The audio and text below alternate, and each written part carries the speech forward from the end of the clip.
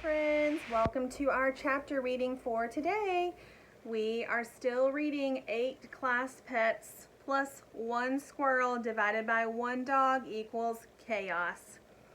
So far we have met Twitch, the schoolyard squirrel. We've met Green Eggs and Hamster, the 1st grade hamster. And then yesterday we met Miss Lucy Cottontail, the 2nd grade rabbit. And we met Sweetie, the library rat. So let's see who we're going to meet today. A school of neon tetras. That's a type of fish. We are in a school. We are in a school. We are tickled by that idea. The people who come to look at us call us neon tetras. We don't know about that. We just know that we are. Each of us has bright blue stripes and bright red stripes. We shine in the dark. We're very beautiful. Every one of us would be very beautiful, but we aren't one. We are a school. Did you know that a bunch of fish that go together is called a school of fish? So they are a school of fish that live inside of a school. That's pretty silly. We live in the water, of course. We don't understand how other creatures live out of water and breathe air, but some of them do. There's another fish picture. Our water is surrounded by glass that gives it a square shape. Living in the water with us are some plants and a catfish who eats the slime off the sides of the glass. She does not have blue stripes. She does not have red stripes. She's not beautiful, and she doesn't have much to say, but she keeps our water clean. Sharing the water with us, but not living, is a shipwreck and a miniature man with a treasure chest that opens and closes. In the treasure chest are sparkly gems. On the floor of our square pond are sparkly stones. Neither the gems nor the stones are as sparkly as we are. We dart back and forth in our glass-enclosed pond and around the shipwreck. We are a school. Outside of the glass that forms the boundary of our pond is a man who feeds us fish flakes and frozen brine shrimp. Yum, frozen brine shrimp. There are also little men out there who press their faces against our glass. Our man who feeds us calls these little men boys and girls. He says to them, "Boys and girls, do not tap on the glass. Do not lean on the cart and make it move." Sometimes they do anyway when he's not looking. When they do, we dart back and forth. Our favorite part of the day is global studies. The globe the little men study is a big round thing that shows the world. Most of the world is water. That idea tickles us. So beyond our pond, there is the room with the man and the little men and the globe. Beyond that, there is more glass, which is called windows. Beyond that glass is the world, and now we have seen on the globe that most of this is water. One of the air breathers, who sometimes looks in through the windows, is a creature that calls himself Squirrel. One day, the squirrel came swimming through the air into our room. He came with another creature, a small white creature with a long pink tail. But they were not in a school because they were not the same. They did not look the same and they did not move the same. The squirrel said, "Help! The dog is going to eat us!" We said, "There's protection in a school." The second creature, the one who was not a squirrel, put his ear up to the glass that protects us from the air. We said again so that he could hear, "There's protection in a school." The non-squirrel repeated this for the squirrel. The squirrel said, "What?" We said, "When you swim in a school, only some get eaten while the rest stay safe. You need to find a school." When his friend told him this, the squirrel said, "Neither one of us wants to get eaten." A creature bigger than either of them entered the room. Bigger often eat smaller. This big creature said, "Stop running, you sorry waste of fur." The squirrel darted in one direction and the squirrel's friend darted in another. "In a school," we told them. The big noisy creature followed the squirrel, knocking into one of the desks where during the day one of the little men sits. The desk tipped over and the books and papers and pencils fell out. Oh my gosh, it's making a big mess, isn't it? The big noisy creature continued to follow the squirrel. The big noisy creature had something trailing from him, the way sometimes a crab will have a seaweed trailing from itself. It was long and white, and it got wrapped around things, and it knocked over a big plant by the man's desk. Dirt and leaves fell out. The big noisy creature tried to follow the squirrel up onto the man's desk, and that sent more books and papers and pencils onto the floor.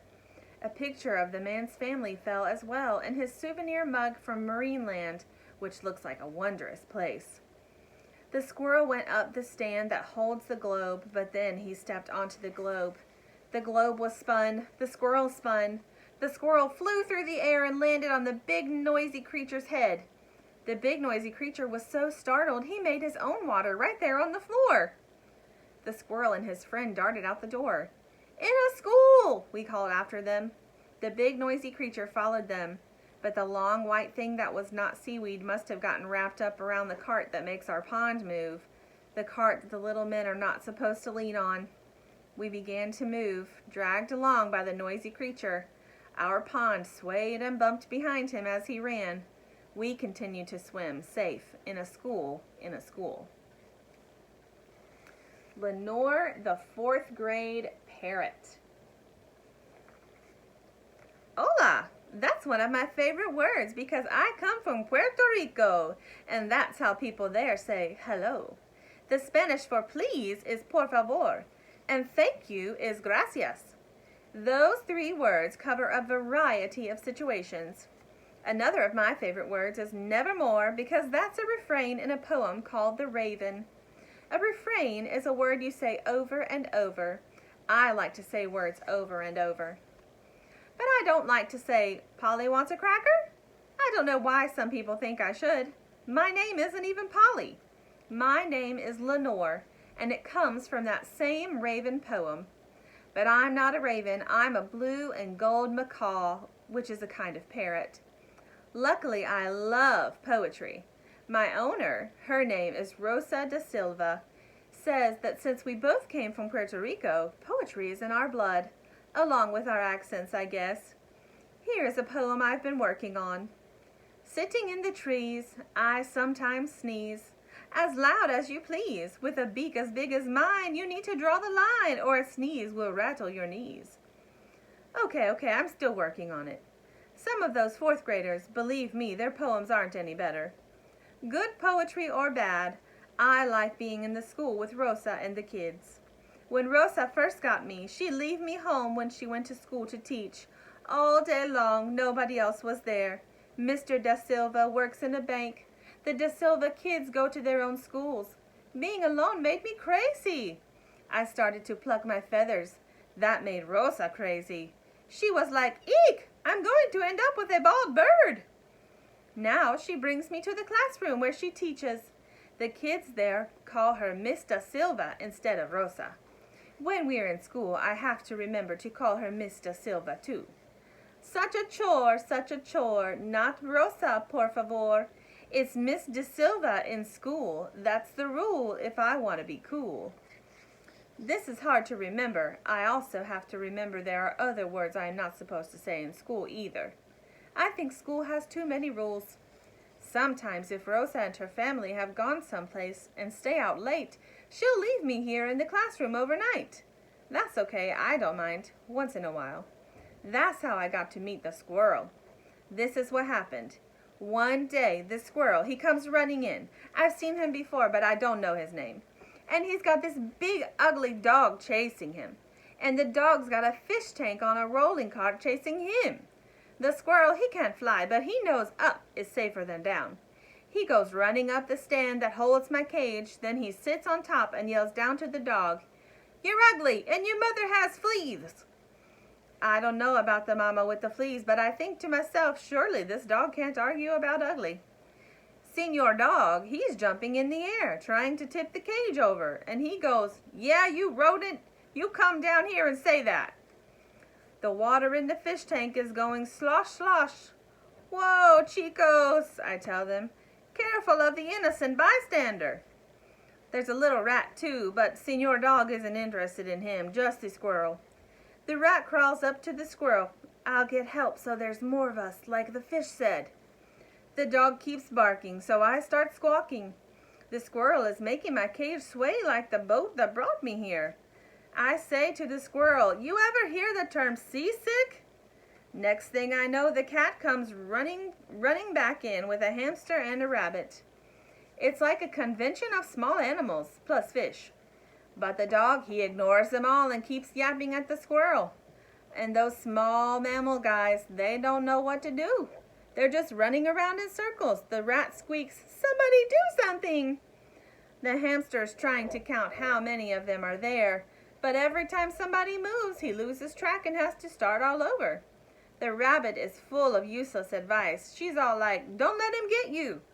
I think the squirrel already thought of that.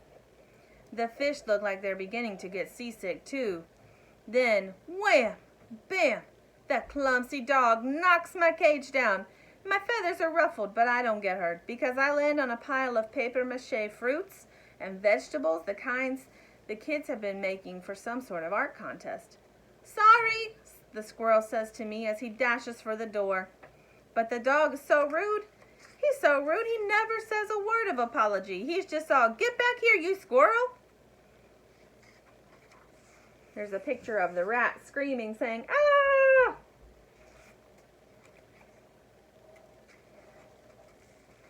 The fish still dragging along behind that bumping, swaying, sloshing cart are all like, glug, glug. The rat and the others, they start to follow. I squawk, hola, don't leave me here on the floor as you go to the door without even a nevermore. The rat is the only one left, slowest because he's always staying close to the walls, not wanting to cross the open space of the room. So he comes back and unlatches my cage. And there's the rat coming back to help his friend. All right, we'll read again some more next time. Bye, friends.